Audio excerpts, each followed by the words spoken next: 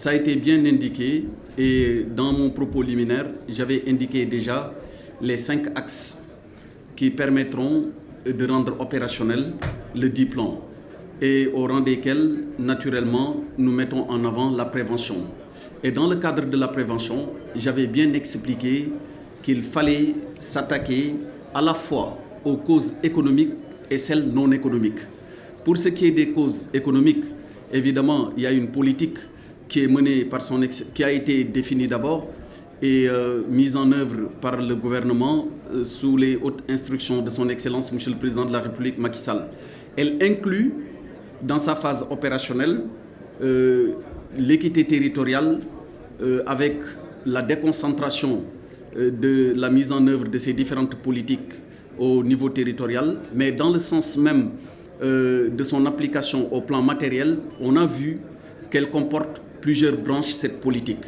D'abord, on a vu les déclinaisons à travers les financements des jeunes, à travers la formation professionnelle, à travers plus récemment, à partir de 2021, le programme Xëyu Ndaw ñi.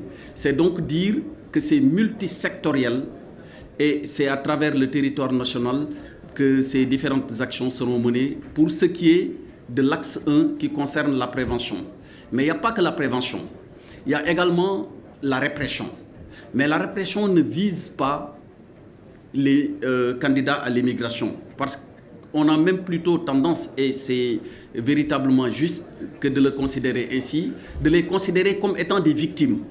Parce que c'est des personnes d'abord qui font des économies ou bien prennent les économies de leur famille pour venir payer un ticket à des convoyeurs qui les mettent dans des embarcations de fortune dont les conditions de voyage sont plus que périlleuses. On s'en est rendu compte à plusieurs reprises, à chaque fois avec les lots de décès que nous avons enregistrés, ou bien en tout cas de blessés.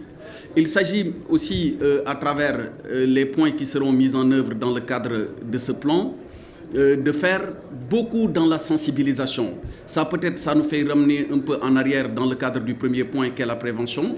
Et pour passer au troisième point directement, il s'agira aussi d'accompagner les migrants au retour dans les actions qui seront mises en œuvre et coordonnées par le SILEC. Voilà, pour ne citer que ces 3 points, parmi les 5 qui ont retenu tout à l'heure notre attention, pour dire que, et ça crée un lien quelque part même avec la dernière question qui a été posée. Il n'y a pas d'absence de politique migratoire. Quelqu'un l'a dit tantôt dans le cadre de sa question, nous avons connu un document qui a été élaboré déjà en 2018 dans le cadre du PSE à l'époque, ce qui s'appelait le ministère de l'économie, des finances, du plan et de la coopération. C'est des documents qui se complètent, pour ainsi dire, ou qui précisent. Ce dernier document vient préciser le document cadre qui était cette politique qui sert de cadre référentiel à la politique de migration au Sénégal.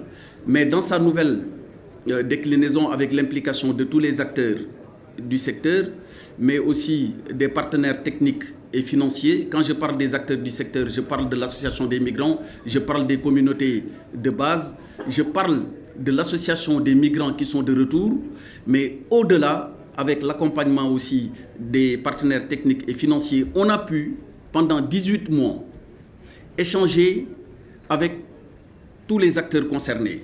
On a pu recueillir les avis des uns et des autres. On a pu élaborer un document qui a été soumis d'abord, avant la cérémonie qui nous réunit aujourd'hui, à la validation technique d'experts dont la connaissance en la matière ne souffre d'aucun doute. C'est au bout de ce long processus qu'il a été retenu de valider politiquement ce document et de le mettre en œuvre à travers ce qu'on a indiqué tout à l'heure et qui représente les 5 axes d'intervention de la stratégie nationale de lutte contre la migration irrégulière. Voilà ce que je voulais dire en substance sur ce point concernant autant la politique migratoire, concernant les différents axes qui nous servent de base ou de point d'appui pour mettre en œuvre le plan d'action, et enfin expliquer très clairement que c'est dans une démarche globale, inclusive et participative, au cœur de laquelle c'est la prévention qui est mise en avant. Parce que comme on dit en Wolof, c'est-à-dire mieux vaut prévenir, en français on le dit d'une autre manière aussi, mieux vaut prévenir que de guérir. Et ce n'est pas une fatalité que d'observer des jeunes prendre la route maritime ou bien même si on n'en parle pas très souvent, prendre la route tout simplement terrestre en passant par le Mali et par le Niger. Tout cela a été étudié et minutieusement étudié et des solutions ont été proposées et leur mise en œuvre, à notre avis, on n'en doute point, permettra de réduire drastiquement le phénomène de la migration. Je voulais aussi en profiter pour dire l'expert qui a été retenu pour conduire les travaux, que je remercie au passage, a insisté sur ce point. La migration n'a pas que des causes économiques. Alors, bon nombre de jeunes sont originaires, ou même de femmes, sont originaires de localités à forte tradition migratoire. Souvent, ils nourrissent le rêve d'aller rejoindre leurs parents, ce qui est légitime. Et les regroupements familiaux, on ne les connaît pas seulement en Afrique. Assez souvent, vous pouvez voir certains de nos amis ou camarades du Nord venir au Sénégal et être rejoints ou bien par leur conjoint ou par leur enfant. Donc c'est tout à fait légitime que de vouloir se regrouper familialement. C'est l'une des causes de l'immigration, à côté des causes naturellement économiques. Au-delà de ces causes, comme je l'ai indiqué tout à l'heure, il y a les causes sociologiques. Le porte-parole du gouvernement, le ministre Abdou Karim Fofana, en a fait cas il y a 2 ou 3 jours. Il a raison. À travers même les études qui ont été faites dans les différentes localités, on a pu observer que des candidats à l'immigration qui n'avaient absolument pas de problème économique ont pourtant tenté l'aventure. On a vu des jeunes vendre, on a vu un jeune vendre sa boutique, toute sa boutique, pour aller prendre une partie du prix et vouloir financer son voyage. On a vu un autre jeune du côté de Rufisque tenir une activité économique très rentable qui lui permettait de prendre en charge correctement les besoins de sa famille, mais laisser tomber cette activité de débiterie pour aller tenter l'aventure. On a vu un autre jeune du côté de Mbour, un menuisier cette fois-ci, mais qui a une activité qui était aussi très rentable, une activité qui marchait très bien, avec laquelle il entretenait très bien sa famille, payer pour lui, payer pour 2 de ses amis, laisser une dépense quotidienne de 6 mois pour tenter l'aventure. C'est donc dire qu'il ne s'agit pas que d'un problème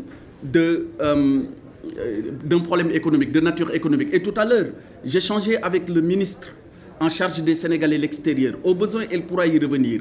Elle revient tout fraîchement de Dakhla hier soir. Elle a visité un centre où étaient des Sénégalais en partance pour l'Europe. Mais lorsqu'elle les a interrogés, parmi eux, on pouvait retrouver des personnes avec des qualifications, avec des métiers, avec des activités économiques au Sénégal qui pouvaient leur permettre de vivre décemment. Donc, à côté des jeunes qui n'ont pas de travail ou d'emploi, qui veulent aller à l'étranger, il y a des jeunes qui ont une activité économique régulière, qui ont une formation ou même une qualification professionnelle, mais qui, pour des raisons qui leur sont propres et tenant à la nature peut-être sociologique de leur localité d'origine, veulent émigrer. Et pour ces jeunes-là, nous leur disons qu'il est possible de partir, et même pour les autres. Mais dans tous les cas, ça doit être encadré et ça doit se faire dans un cadre légal, mais qui ne présente pas de danger pour leur intégrité physique, encore moins pour leur vie. Je donne l'exemple tout récemment d'une migration circulaire qui a été organisée avec l'Espagne. On en est à la 4e vague. À plusieurs reprises, il y a eu des jeunes qui sont partis en Espagne parce que le besoin se fait sentir dans certaines branches d'activité.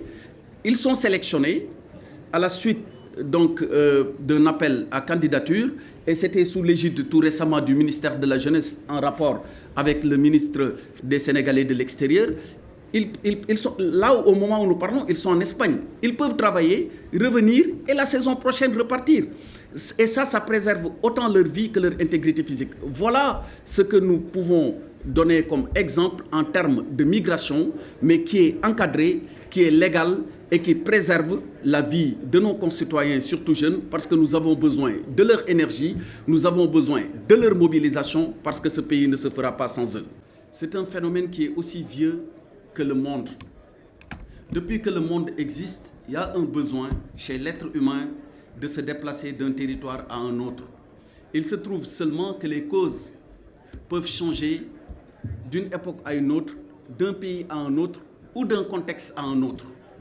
Pour le contexte du Sénégal, il fallait naturellement, et c'est ce qu'a d'ailleurs expliqué l'expert qui a présenté la stratégie nationale de lutte contre la migration irrégulière, il fallait d'abord s'attaquer au problème en faisant le diagnostic sans complaisance des causes profondes de cette migration qu'il a passée en revue.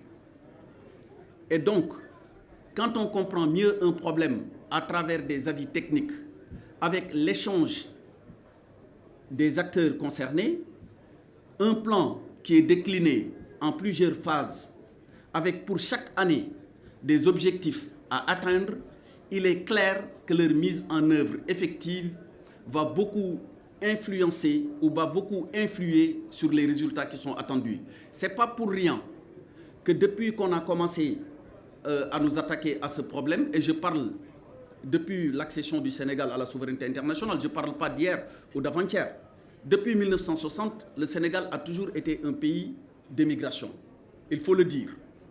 Les premières générations de Sénégalais qui sont partis sont allés à l'étranger bien avant même les indépendances.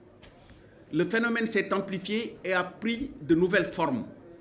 Il fallait à un moment ou à un autre, avec toutes les solutions qui ont été apportées de façon séquentielle aux problèmes que nous avons connus, penser et repenser plus profondément les causes qui ont affecté,